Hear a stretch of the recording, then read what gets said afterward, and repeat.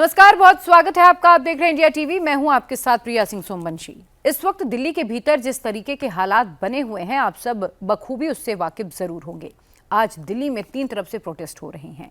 एक तरफ जहां किसानों ने भी मोर्चा खोल दिया और वो भी दिल्ली कूच की तैयारी कर रहे थे, हालांकि किसान अब मान गए हैं और वापस लौटने की तैयारी में हैं। दूसरा प्रोटेस्ट जंतर मंतर पर चल रहा है, जो आपने कल भी देखा होगा और आज भी ये लगातार जारी है। और जो तीसरा प्रोटेस्ट है वो शुरू कर दिया है राहुल गांधी ने पीएम आवास के बाहर। इस वक्त सबके दिमाग में कई सारे सवाल हैं, सबके मन में कई तरह की बातें उठ रही हैं। क्या जो कुछ भी कल हुआ, खासतौर पर मैं कल का जिक्र कर रही हूं क्योंकि कल को लेकर ही आज की सियासत हो रही है। सीजेपी की तरफ से जो संसद चलो मार्च का आह्वान किया गया था और उसके बाद जब हजारों की संख्या में वहां पर लोग पहुंचे, तो सवाल सबके मन में सबसे अहम यही है, क्या पूरे मार्च को हाईजैक कर लिया गया था? क्योंकि जिस तरीके का मार्च कल हुआ है, वो भी हाई सेंसिटिव जोन इलाके में जो हाई सिक्योरिटी एरियाज कहलाते हैं, वहां पर इस तरीके का मार्च, क्या सुरक्षा में सेंध इसे देखा जाए? क्या बिना किसी लीडर के मार्च चल रहा था, इसीलिए इसे किसी ने हाईजैक कर लिया? या फिर इस मार्च ने सियासी दलों को एक संजीवनी बूटी दे दी है ताकि वो आने वाले चुनावों में इस मार्च को भी अपने पक्ष में बुना सकें? ये तमाम सवाल इस वक्त लोगों के मन में बने हुए हैं। एक एक कर हम इन सवालों पर बात करेंगे आज। और मैं आपको यह भी बता दूं कि जो दावे इस वक्त सोशल मीडिया में चल रहे हैं, जो पॉलिटिकल पार्टीज की तरफ से कहा जा रहा है और जो पुलिस की तरफ से दावे चल रहे हैं, उन दावों के बारे में भी मैं आपको बताऊंगी। इन दावों से मेरा कोई लेना देना नहीं होगा, वो दावे मैं आपको बता रही हूं जो सोशल मीडिया पर चल रहे हैं। तो ध्यान से सुनिएगा। तो सबसे पहले शुरुआत करते हैं 20 जून से।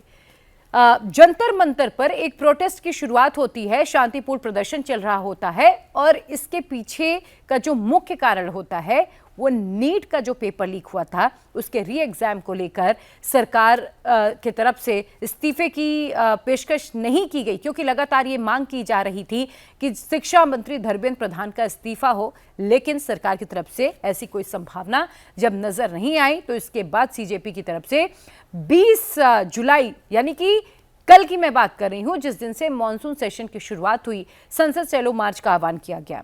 उससे पहले शनिवार को सोनम वांगचुक को अचानक से जंतर मंतर से हटाकर सफदरजंग अस्पताल में शिफ्ट कर दिया गया।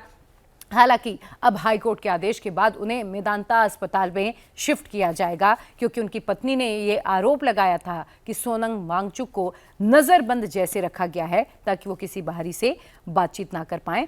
कल सोनम वांगचुक ने बाकायदा एक चिट्ठी भी लिखी, उसमें अपनी 3 मांगे उन्होंने सरकार के सामने दोहराई और कहा कि अगर इन मांगों को सरकार मान लेती है तो फिर जो मेरी भूख हड़ताल है, जो मेरा अनशन है, वो मैं खत्म कर दूंगा। लेकिन जिस तरीके से लाठीचार्ज हुआ, टीयर गैस फायर हुई, तो सोनम वांगचुक ने फिर दूसरी चिट्ठी लिखी और कहा कि वो अपना जो प्रोटेस्ट है, अपनी जो भूख हड़ताल है, वो जारी रखेंगे, उसे समाप्त नहीं करने जा रहे हैं। अब 2 तरह के दावे सोशल मीडिया पर चल रहे हैं।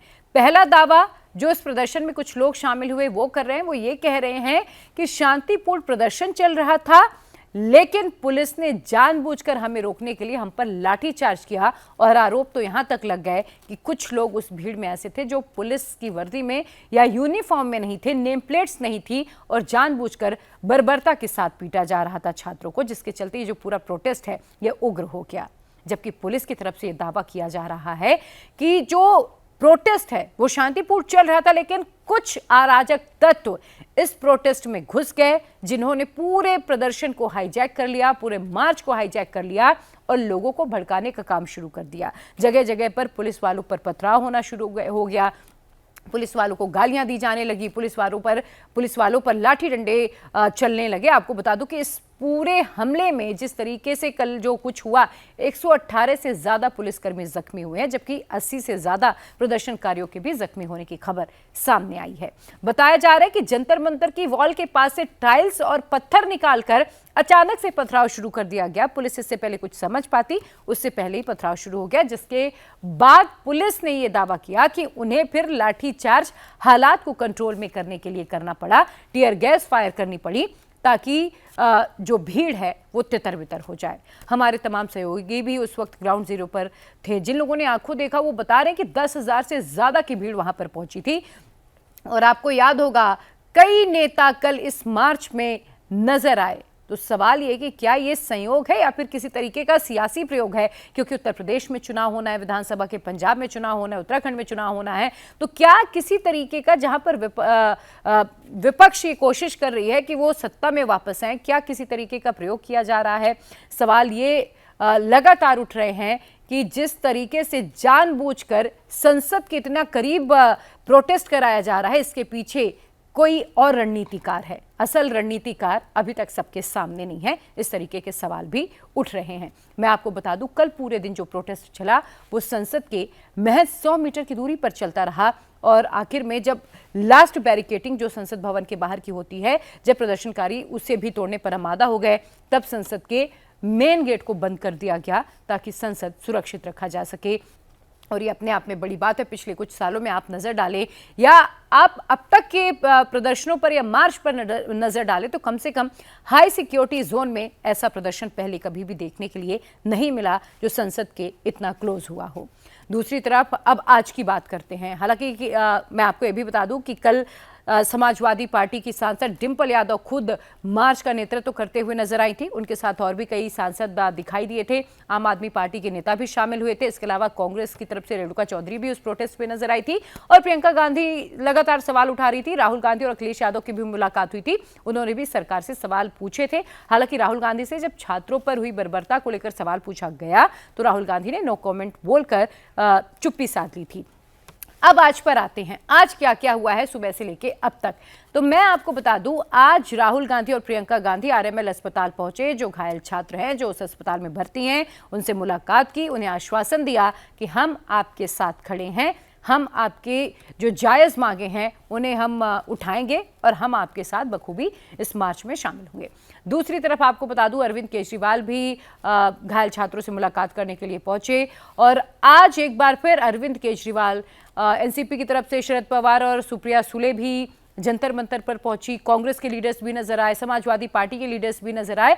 तो आज जो कुछ कल हुआ, तमाम जो विपक्षी पार्टियां अभी तक नहीं पहुंची थी जंतर मंतर, अब धीरे धीरे करके वो भी पहुंचना शुरू हो गई है। हालांकि जंतर मंतर पर आज मैं आपको बता दूं भीड़ थोड़ी कम जरूर नजर आ रही थी। तो दूसरी तरफ यहां पर कांग्रेस की तरफ से एक अलग मोर्चा खोल दिया गया है। राहुल गांधी ने मल्लिकार्जुन खड़गे को जन्मदिन की बधाई दी और उसके बाद मल्लिकार्जुन खड़गे के आवाज से ही मार्च शुरू कर दिया, पैदल मार्च, जिसमें उनकी बहन प्रियंका गांधी भी थी, केसी वेणुगोपाल थे, जयराम रमेश थे, रणदीप सुरजेवाला थे, पवन खेड़ा थे, तमाम जो बड़े लीडर्स थे कांग्रेस के वो इसमें हमें नजर आ रहे थे इस मार्च में। और प्रधानमंत्री आवास की महज कुछ दूरी पर ही इस वक्त कांग्रेस धरने पर बैठी हुई है। हालांकि उन्हें मनाने के लिए केंद्रीय मंत्री जितेंद्र सिंह भी पहुंचे, लेकिन बात नहीं बनी। और अब राहुल गांधी की मांग है कि इस्तीफा शिक्षा मंत्री का बस अब नहीं होना चाहिए, अब देश के गृह मंत्री और प्रधानमंत्री का इस्तीफा जब तक नहीं होगा हम यहां से नहीं हटने वाले हैं। पिछले 24 घंटे के जो बड़े अपडेट्स हैं वो मैं आपको दे देती हूं। सीजेपी फाउंडर अभिजीत दीपके ने कहा कि हम संसद मार्च आज, हालांकि वो पहले संसद मार्च की बात कर रहे थे लेकिन उन्होंने बाद में कहा कि हम मार्च नहीं कर रहे हैं क्योंकि सरकार और पुलिस ने छात्रों का खून बहाया और इन्हें छात्रों की कोई परवाह नहीं है, लेकिन हमें है, हम नहीं चाहते कि छात्रों पर फिर से लाठीचार्ज हो, इसलिए आज हम मार्च नहीं करेंगे, जंतर मंतर पर प्रोटेस्ट लेकिन हमारा चलता रहेगा। उधर सोनम वांगचुक, आज उनके हड़ताल का, उनके अनशन का 24वां दिन है, भूख हड़ताल का। उन्होंने कहा कि पुलिस की बर्बरता को देखने के बाद मैं अपना जो अनशन है वो फिलहाल खत्म नहीं कर रहा हूं, मैं अपना अनशन मांगे पूरी होने तक जारी रखूंगा। एनडीए संसदीय दल की बैठक में पीएम मोदी ने भी आश्वासन दिया कि पेपर लीक के मामले में राजनीति नहीं होनी चाहिए, जो भी दोषी हैं उन पर सख्ती से कार्रवाई की जाएगी। इसके अलावा अब राहुल गांधी क्या कर रहे हैं वो भी जान लीजिए। राहुल ने कहा कि इस मुद्दे पर शिक्षा मंत्री धर्मेंद्र प्रधान के अलावा गृह मंत्री और प्रधानमंत्री भी इस्तीफा दे, छात्रों से माफी मांगे और इस मामले में जो जवाबदेही है वो तय होनी चाहिए। इधर दिल्ली हाईकोर्ट ने क्या कहा? दिल्ली हाईकोर्ट ने मंगलवार को यानी कि आज सोनम वांगचुक को मेदांता शिफ्ट करने का आदेश दिया। कोर्ट ने कहा कि मेदांता उनके इलाज के लिए डॉक्टर्स का एक बकायदा पैनल बनाए और कोर्ट ने यह आदेश उनकी पत्नी गीतांजलि अंगमो की याचिका पर दिया है, जिसमें उन्होंने ये आरोप लगाया था कि सोनम वांगचुक को नजरबंद की तरह अस्पताल में इस वक्त रखा गया है। कांग्रेस के अध्यक्ष मल्लिकार्जुन खड़गे का आज 84वां जन्मदिन था। जन्मदिन की बधाई देने के लिए राहुल गांधी और तमाम जो कांग्रेस के बड़े लीडर हैं वो मल्लिकार्जुन खड़गे के आवास पर पहुंचे और वहीं से एक सीक्रेट प्लान बना मार्च का। और आपको बता दें यहीं पर सीक्रेट प्लानिंग हुई। आज कांग्रेस अध्यक्ष मल्लिकार्जुन खड़गे के जन्मदिन के मौके पर जब सब विश करने पहुंचे, सीक्रेट प्लानिंग हुई और उसके बाद कांग्रेस सांसदों को खड़गे का जन्मदिन मनाने के लिए उनके आवास पर बुलाया गया। जब सब एकत्र हो गए तो वहां तय किया गया कि पीएम आवास तक मार्च करते हुए जाएंगे और पीएम के इस्तीफे की मांग को लेकर धरना रहेगा। राहुल गांधी को मनाने के लिए पहले पुलिसकर्मी बात करते रहे। राहुल गांधी को यह कहा गया कि आप जंतर मंतर चले जाइए, यहां प्रोटेस्ट की इजाजत नहीं है क्योंकि ये प्रधानमंत्री का आवास है इससे कुछ ही दूरी पर और ये भी हाई सिक्योरिटी जोन में आता है, इसलिए यहां इस तरीके के धरना प्रदर्शन की इजाजत नहीं होती है। पीएम आवास के बाहर इस तरीके के धरना प्रदर्शन नहीं हो सकते। लेकिन राहुल गांधी ने कहा जवाब में कि जंतर मंतर से कोई सुन नहीं रहा है, वहां से कोई सुनवाई नहीं हो रही है, सदन के भीतर हम अपनी बात नहीं रख पा रहे हैं और इसीलिए हमारा जो प्रोटेस्ट है अब यहां शुरू हो गया है। इसके अलावा मैं आपको बता दूं कि प्रदर्शन के दौरान राहुल गांधी ने सोशल मीडिया प्लेटफॉर्म पर बकायदा पोस्ट करते हुए लिखा कि प्रधानमंत्री नरेंद्र मोदी से जवाब मांगने के लिए उनके आवास तक मार्च किया है।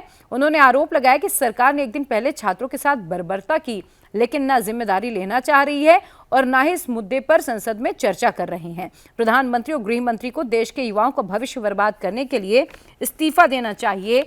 ये आरोप राहुल गांधी लगा रहे हैं कि अगर बर्बरता हुई है तो फिर सरकार जिम्मेदारी ले। आपको दूसरी तरफ बता दूं, सरकार की तरफ से केंद्रीय मंत्री जितेंद्र सिंह बकायदा उस जगह पर पहुंचे पीएम आवास की कुछ दूरी पर, जहां पर इस वक्त राहुल गांधी, प्रियंका गांधी और उनके साथ तमाम बड़े नेता मौजूद हैं। उन्हें मनाने की कोशिश भी की लेकिन बात नहीं बनी। इसके बाद जितेंद्र सिंह फोन कॉल्स पर बात करते हुए नजर आए। बताया तो यहां तक गया कि गृह मंत्री अमित शाह से जितेंद्र सिंह ने मुलाकात की और इसके बाद एक बार फिर से वो राहुल गांधी को मनाने की कोशिश करते रहे।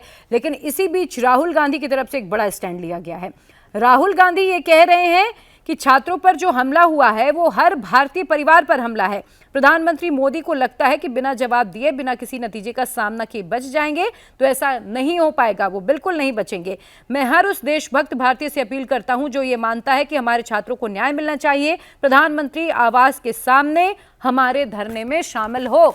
तो राहुल गांधी के रुख से तो ये जरूर साफ हो गया है कि अब जो ये लड़ाई है संसद से लेकर सड़क तक चलती रहेगी। लेकिन सवाल एक और अभी भी बना हुआ है कि क्या विपक्षी पार्टियों को, क्या अलग अलग सियासी दलों को छात्रों के मुद्दे पर एक संजीवनी मिल गई है जिसका इस्तेमाल इस वक्त वो छात्रों के कंधे पर कर रहे हैं। इस बारे में आपकी क्या राय है, मुझे कमेंट सेक्शन में जरूर बताइएगा।